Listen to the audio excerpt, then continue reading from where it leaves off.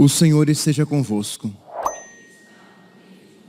Proclamação do Evangelho de Jesus Cristo, segundo Lucas.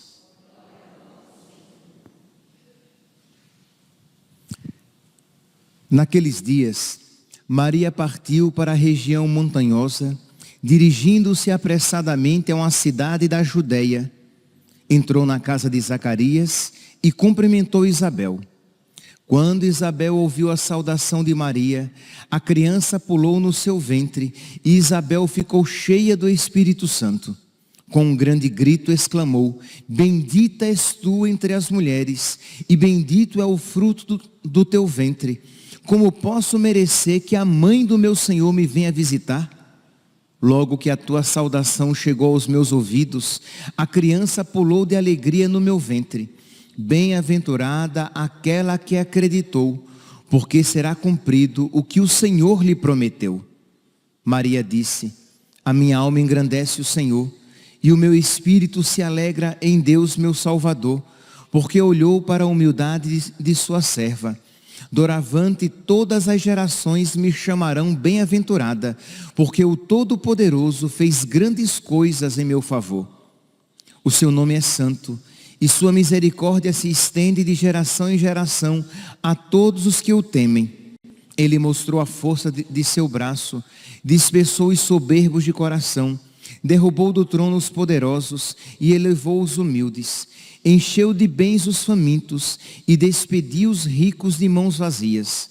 Socorreu Israel, seu servo, lembrando-se de sua misericórdia, conforme prometera aos nossos pais, em favor de Abraão e de sua descendência para sempre. Maria ficou 3 meses com Isabel, depois voltou para casa. Palavra da salvação.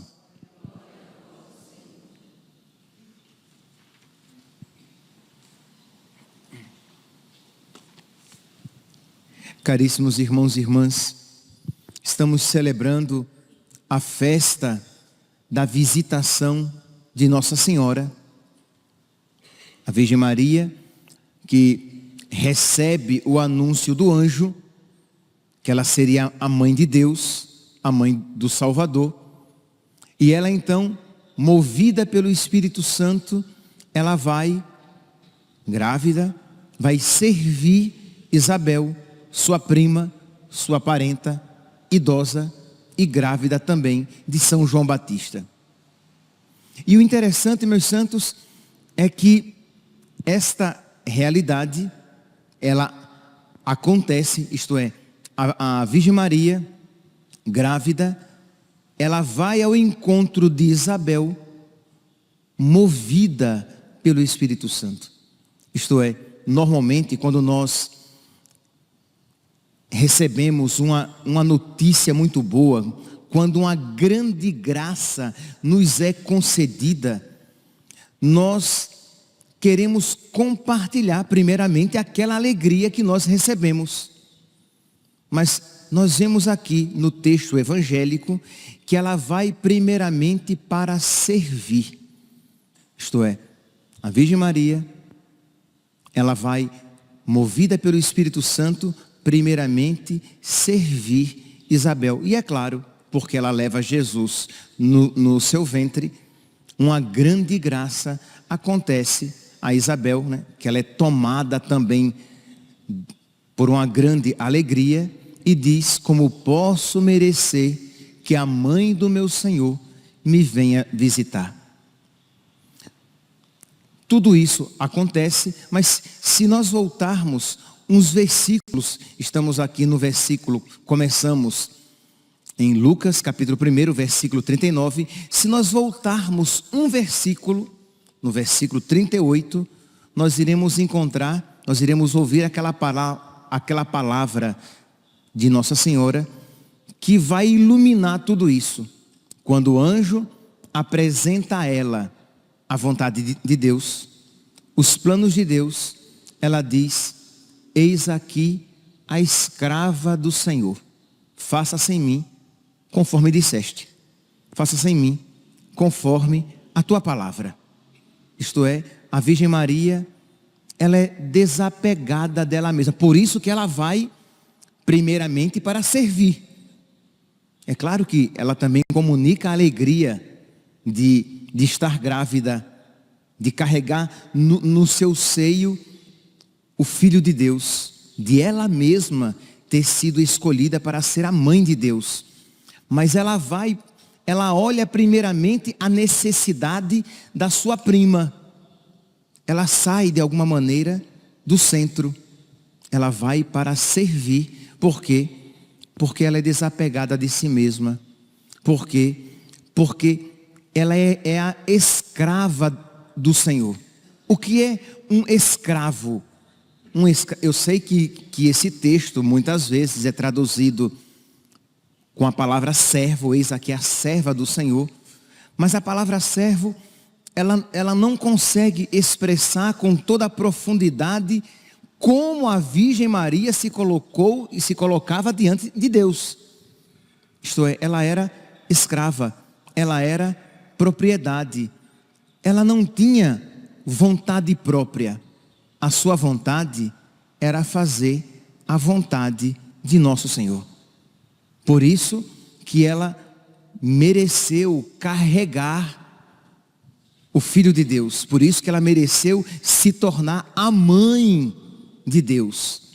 A mãe do Filho de Deus. Por quê? Porque ela estava disposta a ser escrava de Deus. Desapegada de si mesma. Propriedade. Pois bem, nós ontem celebramos Corpus Christi.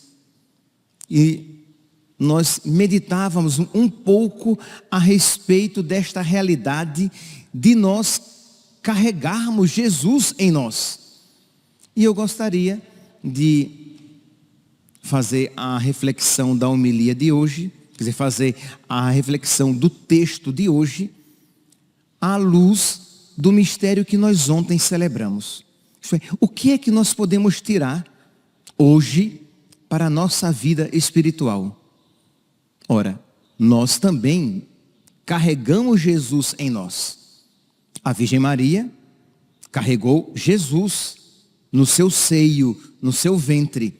Nós, quando comungamos, nós carregamos Jesus em nós, no nosso corpo também.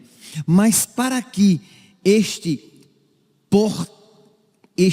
ato de portar Jesus em nós seja frutuoso, seja santificador, é necessário que nós também sejamos escravos do Senhor.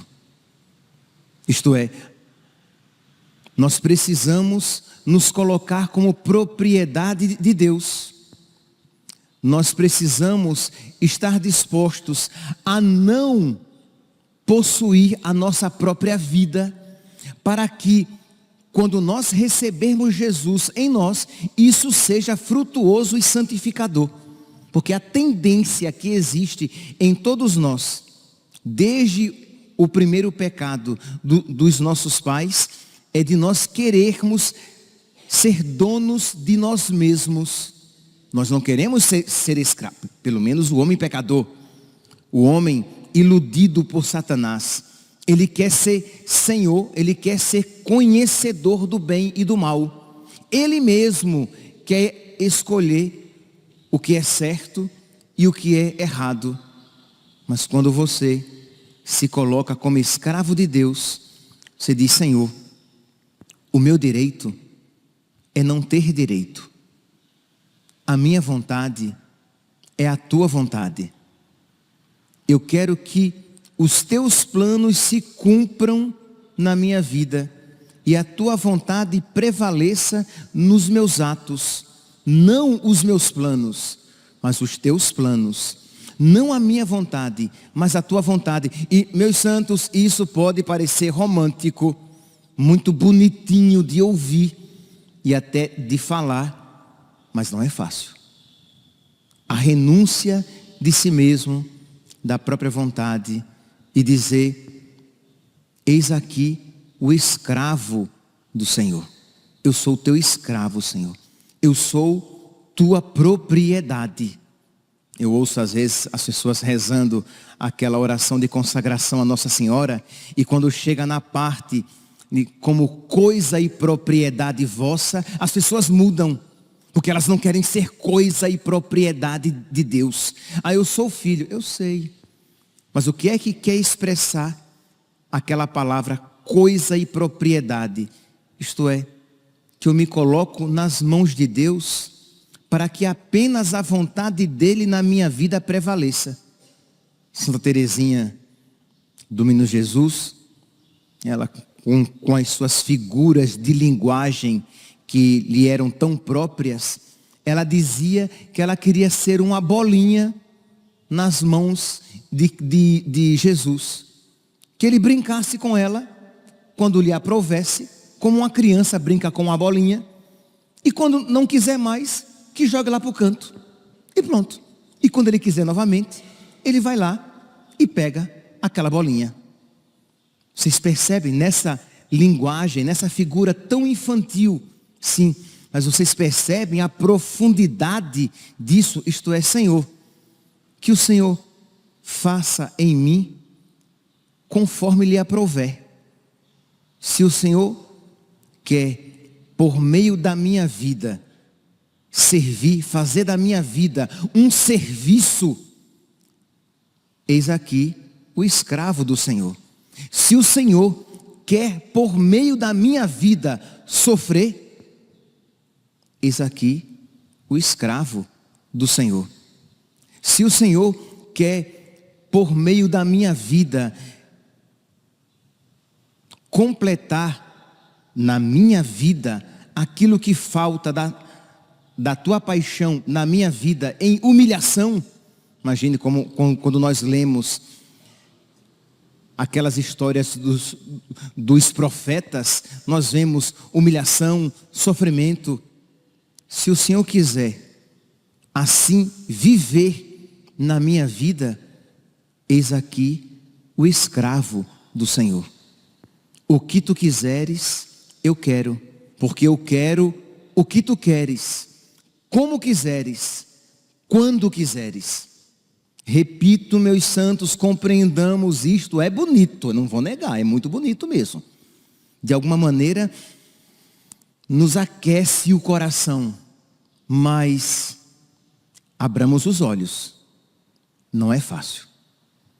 Sem a graça de Deus, sem a luz que acode, nada o homem pode, nenhum bem há nele.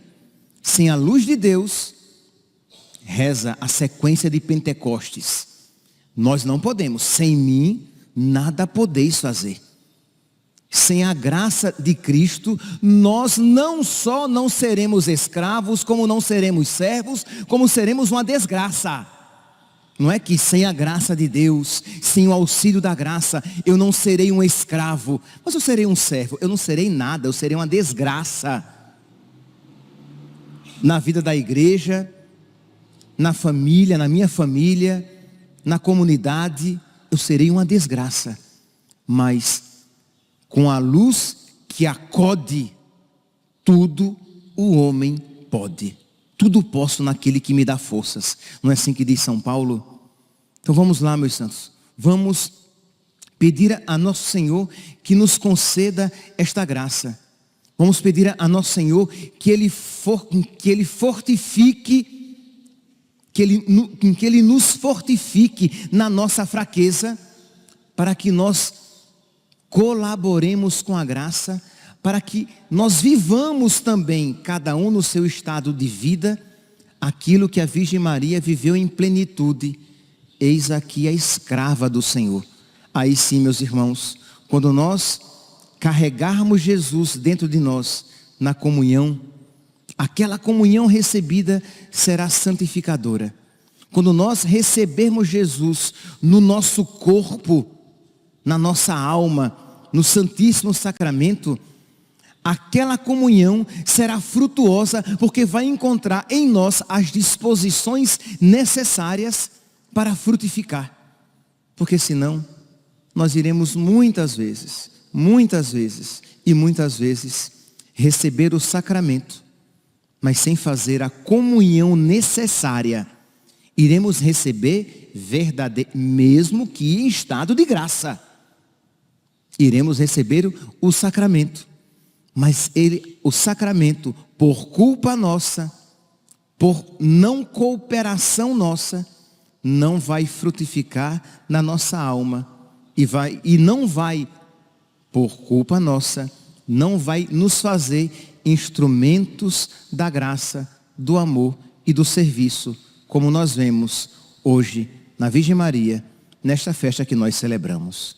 Peçamos à Virgem Maria que ela tire, ela como mãe sabe muito bem como fazer, que ela tire do nosso coração o medo de ser escravo de Deus.